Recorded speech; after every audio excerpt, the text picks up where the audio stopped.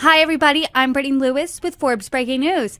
Joining me now is my colleague, Forbes Senior Editor, Dan Alexander. Dan, thanks for joining me. Sure thing. Thank you for having me. Big day in New York today. The jury began deliberations in Donald Trump's hush money trial. When you think about the trial, think about where we are right now. What sticks out to you and what do our viewers need to know? Well, look, this is just a historic moment. You have somebody who is a former president and potentially the next president who is confined right now to the courthouse waiting to hear his decision. We don't know when that's going to come in. It could be in the next 5 minutes. It could be 5 days from now. It could be a couple of weeks from now. And so Donald Trump really doesn't have much control over the situation. He's just sitting there waiting, as the rest of us are, to see what and ultimately what the fallout is. Is there any indication of what the fallout is? Can you walk us through the potential outcomes here? Well, one option is that he could be convicted on all counts. If that happens, then the jury's decision would then go to the judge, who would then impose a sentence. He could also be convicted on some of the counts and acquitted on other counts.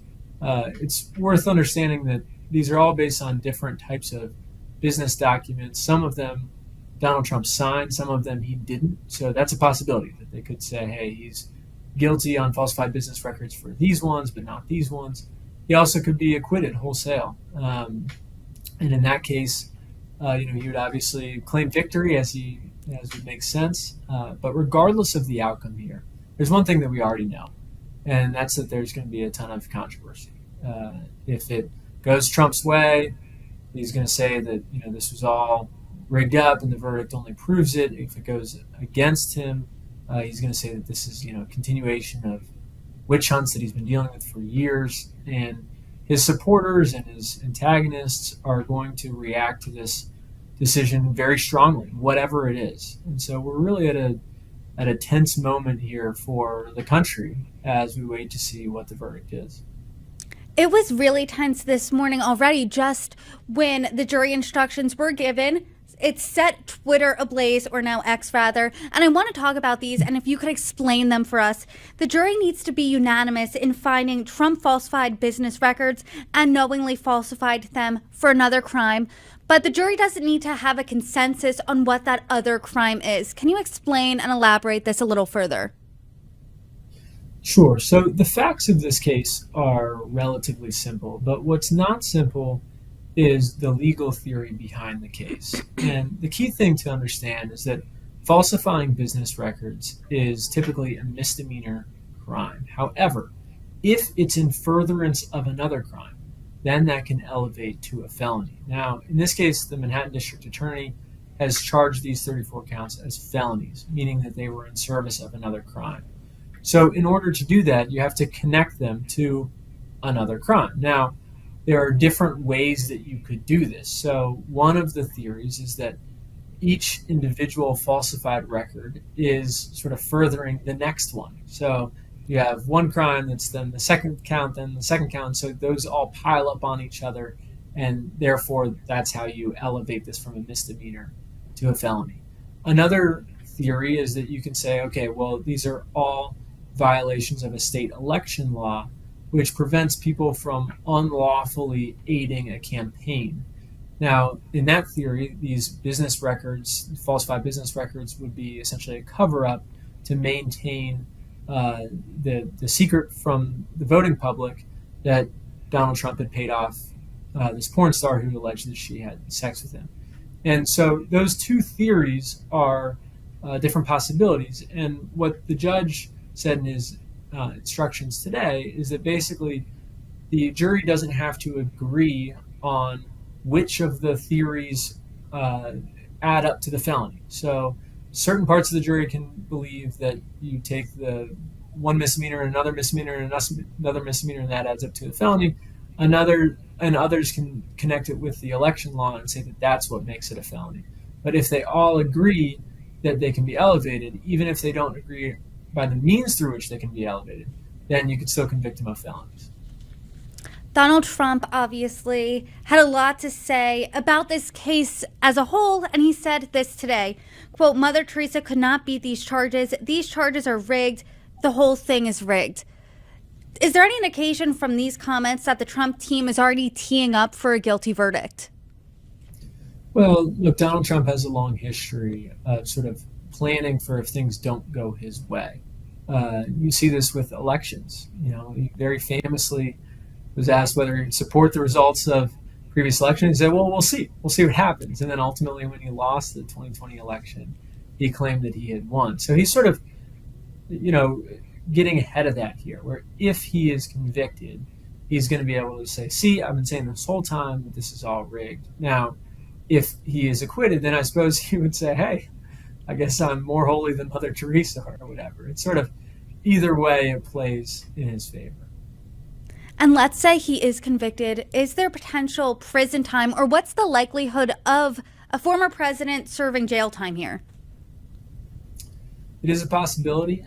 So each of these counts, if they are convicted as felonies, carries up to 4 years in jail, but they would likely be done concurrently. So it wouldn't be all 34 counts times 4, which would put him in prison for life. That's a practical impossibility. So the maximum amount of time that he could go to jail would be for 4 years. Now, he could also be just sentenced to probation. And so that ultimately will be a decision that the judge will make, not the jury. The jury's decision is to decide whether or not he is guilty of the crime, and then the judge decides, okay, once he's guilty of the crime, if the jury comes to that determination, here's what the appropriate punishment should be. And does a conviction, just potential jail time, does that put his campaign in jeopardy? Because as you know, we're about 6 months away from Election Day.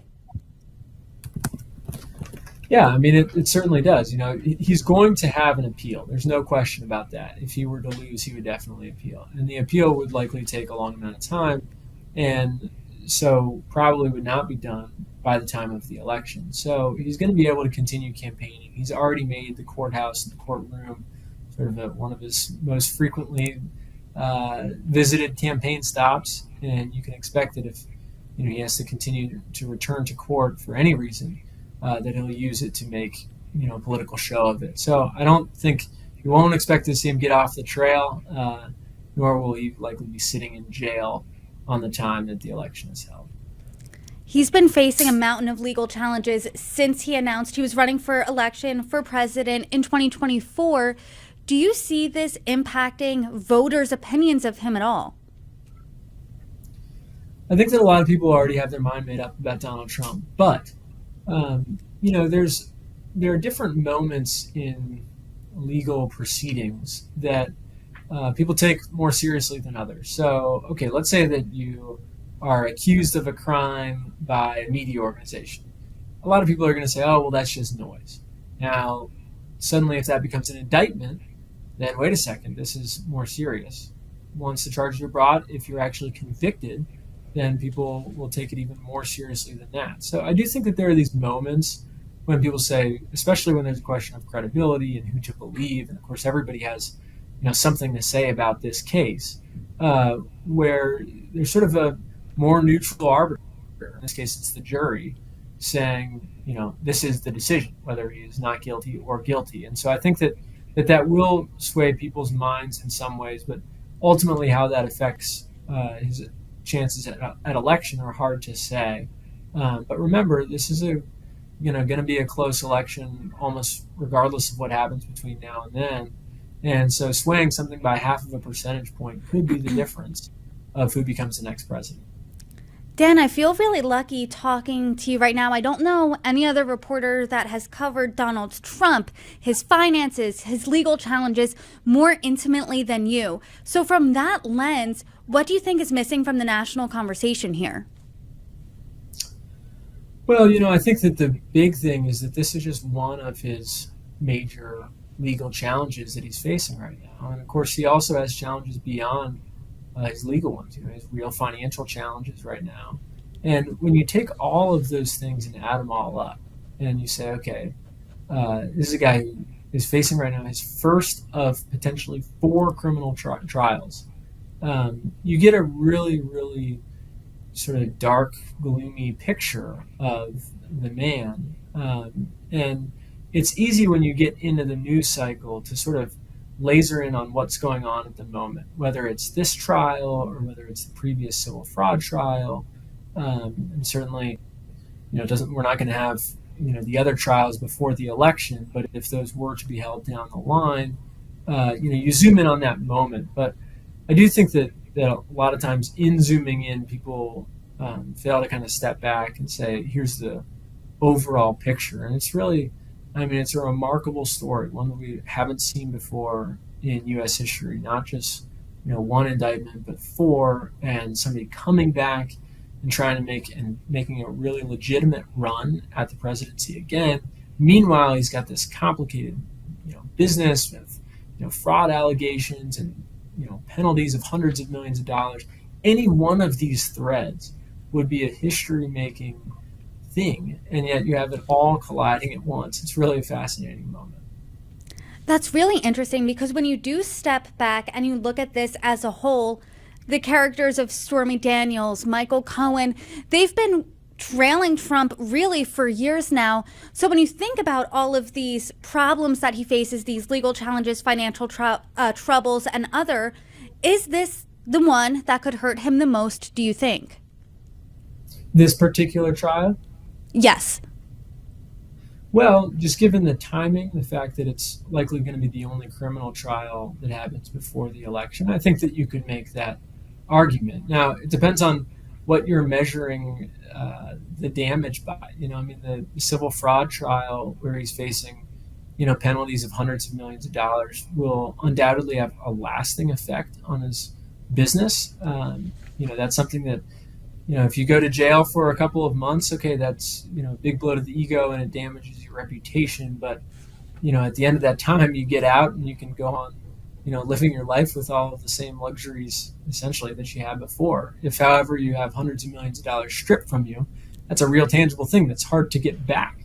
If you lose the election and then you are facing, additional criminal trials with potentially greater penalties, then you could point to those and say, really, those are the most serious. So I think that for different reasons, each one of these trials could, in hindsight, be viewed as the most significant. And we won't know which of these are going to have the biggest impact until probably a couple of years from now.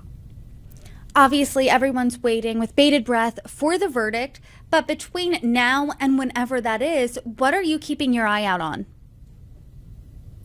Well, of course, like everybody else, we'll be waiting to see what happens in the courthouse. What are the notes that are being passed back and forth?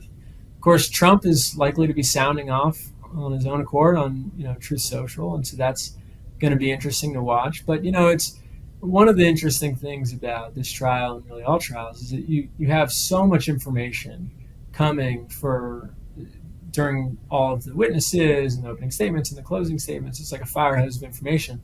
And then it just all stops. And you know that you're at the most important moment, but the flow of information is virtually nothing. And so at this point, all you can really do is just sit back and wait to see what happens. There's not, you're trying to read the tea leaves through, little bits here and there, but we're done seeing most of the information until the jury comes back in with a verdict. Dan, per usual, I really appreciate your insight today. Thank you for joining me. Sure thing. Thank you for having me.